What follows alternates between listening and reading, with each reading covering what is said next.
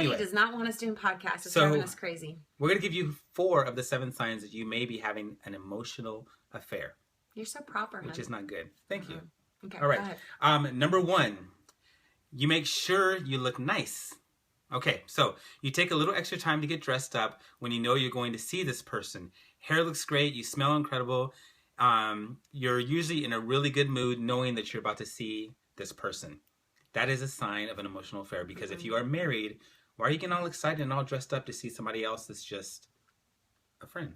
So I want to speak to any of those women that are going through something in your marriage. You get to a point, and it's usually we had a friend of ours that is no longer with their spouse, that they said that they didn't understand what happened, but everything just changed after they had kids. Well, of course, everything's going to change. You better change.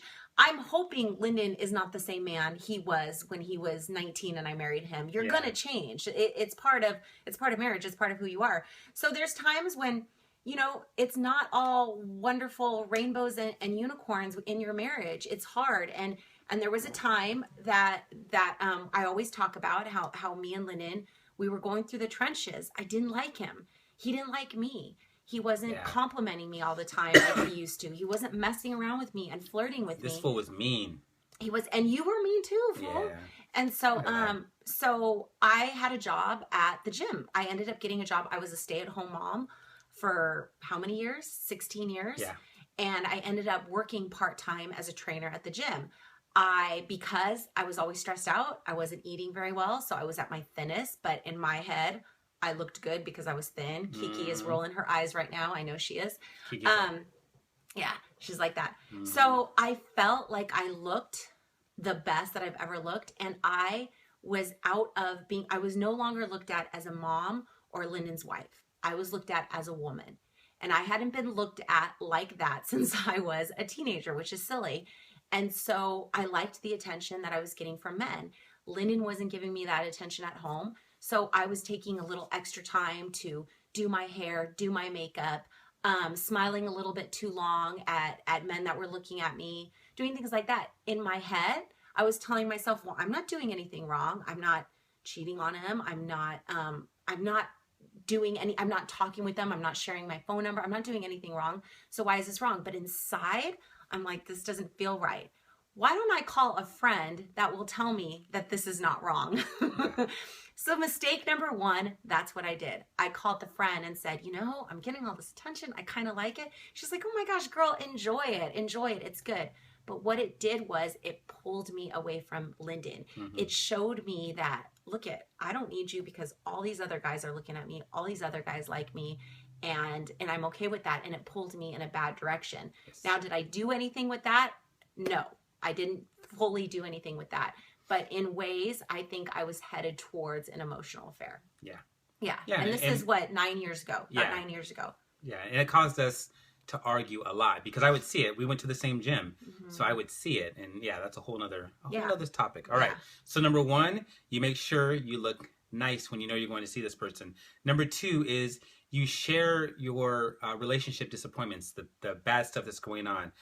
You talk to this person about your spouse, how your spouse is consistently disappointing you. You share intimate details of your marriage, mostly complaining, mostly saying, man, I wish my wife was more like you, like the way you are with your husband and how you cook for him and you take care. Man, I wish my wife was like that. And you know what she did the other night? She woke me up in the middle of the night because she thought, going on and just tearing your spouse down. Yeah. Bad sign. Yeah. Another bad sign is kind of always, I have to say this in my own, experience, is constantly talking about your husband because it kind of makes you justify, well, I'm not doing anything wrong because I'm always talking about him. Yeah. I'm always talking about how crazy. That's intimacy out of bounds. Yes. And there's your title. Bam. And so I would always talk about my spouse. I'm like, look at, I'm still talking about him. And then, it's, I don't know, there's like a weird balance there that people may not know. Well, I don't know. I have to say, if there is somebody from the opposite sex that is giving you a certain feeling inside, I don't know. I am not a professional. I am just going off experience. If there's a certain feeling, I think it's best to stay far, far away. far away. Far away. Find a good girlfriend yes. to hang out with. And as soon as that feeling goes, that's a red flag. That's a whisper. God always whispers. That is the wrong person. Stay away. Deceptive justification. I love it. I love that. Not Just Friends is a good book. Oh, there's a book called Not Just Friends. Oh, okay. Ooh, thank you. Good to know. That up. Somebody should screenshot that. Not Just Friends. That's good. Yeah. And I was guilty of that when I was in the car business, complaining about this one 10, 12 years ago, because I felt like I was working all these hours and I would get home and she'd be asleep, and I'm like, she should be doing more for me. You know what I mean? And I had to really watch myself because it became a habit. You know, when you do something often enough, good or bad, it becomes a habit.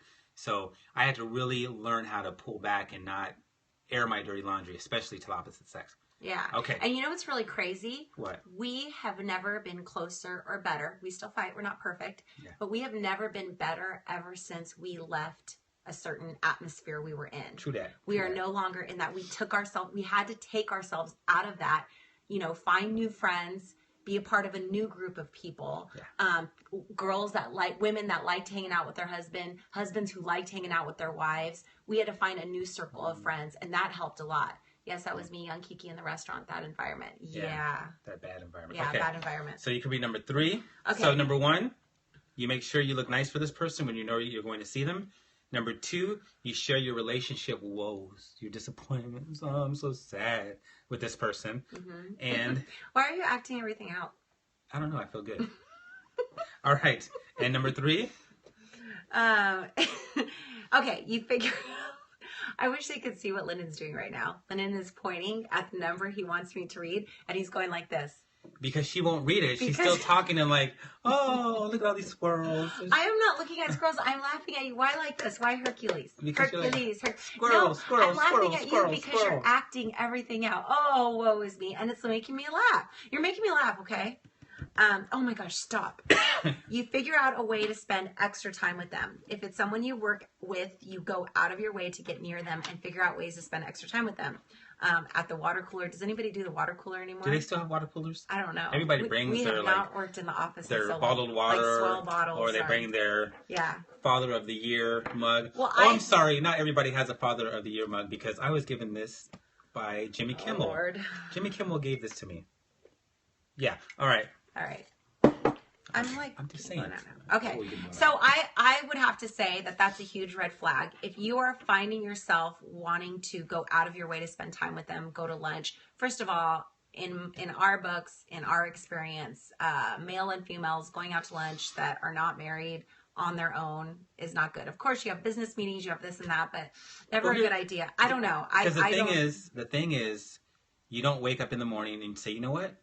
I'm gonna hook up with somebody else today. Exactly. You don't do it on purpose. It kind of just slowly. Hillary, can I get an amen? It kind of just slowly happens, and you get closer and closer. Next thing you know, something happens. Yeah.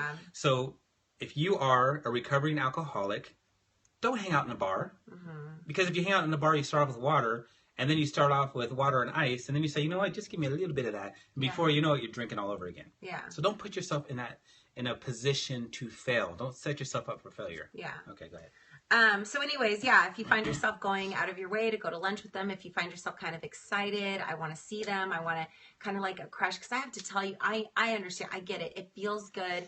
And when you are feeling bad for so long and you're so unhappy in your marriage and you're maybe having a bad time in parenting and all the things that go into life, when you escape that world, maybe that escape is work for some of you. Maybe it's going to the gym, whatever that is, and you're feeling good. You're like, well, this is good because I feel it. Your feelings suck. Oh my gosh, are you okay? Oh my gosh. Right on my horseshoe. I'm so sorry. I got so excited. Oh gosh, he wants you guys to see his tricep. So you have to be careful. I'm sorry. I got so confused. But anyways, you have to be careful with feelings, okay? Because you know what? Sometimes I don't feel like going to work. Sometimes I don't feel like going out of bed. So feelings it doesn't mean just because you feel it that it's right, that it's accurate, that it's the right thing to do. You have to check yourself before you wreck yourself. I can help it. But just be careful with that. Be really careful and think of what kind of place you're in right now. And there's that's a huge red flag. All right. Okay. Did that make sense? I hope that made sense. I feel like I babbled. Yeah. Okay. And number 5. Thank you, Jess. Oh, thank you, Jess. Thank you so much. Welcome. Good to have you. Yay. All right. So number 4. That was such an awkward pause. Yay. Number 4. Oh my gosh. He's pointing. I thought you were reading. Okay. Oh, you start depending on how that person makes you feel. The person makes you feel happy, fun. The person shows interest in you. You love the way that makes you feel. Now you depend on that. You look forward to the high this person gives you. Very, very dangerous. Just like I said, if you are going through so much and you go to work and this person, you're like, oh, I finally feel good. I'm always unhappy. I'm always sad. You're depending on this other person that is not your spouse, that is not your kids, that is not God. You're depending on them on how they make you feel. Right? Is that what you said? Yeah. So you have to be careful with that. Those are all, and please don't sit here and lie to yourself and tell yourself, well, no, we're just friends. We're just friends. Everything's cool. We're different. No, you are a male and female. And I do have to say, I knew we weren't going to say this about friends, but we do have friends that has happened to, and it ended up very, very badly, very bad. So you have to be careful with that. Online relationships can also be dangerous. Oh yeah. Dangerous emotional affairs. I totally agree. Very dangerous. Yeah. Hey, from Portland. He's back from Portland. Welcome back. Welcome back from Portland. Okay. Yes, that is a very, very good point. Thank you for bringing that up. Yeah, you don't even have to physically see the person all the time. Y'all could get catfished. You know what catfish is. You could be having an emotional affair with someone that looks nothing like the profile picture, and you get all involved, and okay, so I'm going in a different direction. Mm-hmm. But online affairs are just as bad. Yeah. I mean, I think that people think because you're not actually having intercourse that you're not having an affair. Yeah. That's if you're staying up till 2 o'clock in the morning and you're on your computer like this, and then every couple of seconds you're like, you're typing like that, you doing something wrong. Yeah. So knock it off. Yeah, exactly. Hello, I haven't caught you guys live in a while. Oh, totally friendly. Yeah, it's good to see you. Okay, so to recap, number one. Yeah, if you just joined us, we're just talking about emotional affairs. 4 signs. 4 signs. And I just shared with everyone a little experience that I had with emotional affairs. Just a little experience. I just gave you a little bit. Yeah, a little bit. Okay, so number 1 is you make sure you look nice for this person. You take extra time to get ready. Usually you're in a really good mood when you know you're going to see this person. Thank you for sharing. Thank you for sharing. Number 2 is you share your disappointments and downfalls and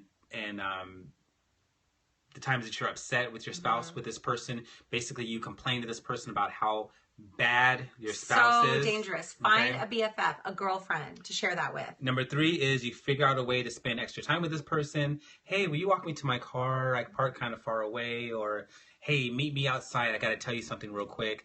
You're just looking for extra ways to spend time with this person. Thank you, Joey. Thank you, Joey. And number 4 is you start depending on how this person makes you feel. This person's complimenting you. You know every time you get your hair did, that person's going to say something about it. You know when you look nice and you walk into your office or wherever it is that person is, you know that person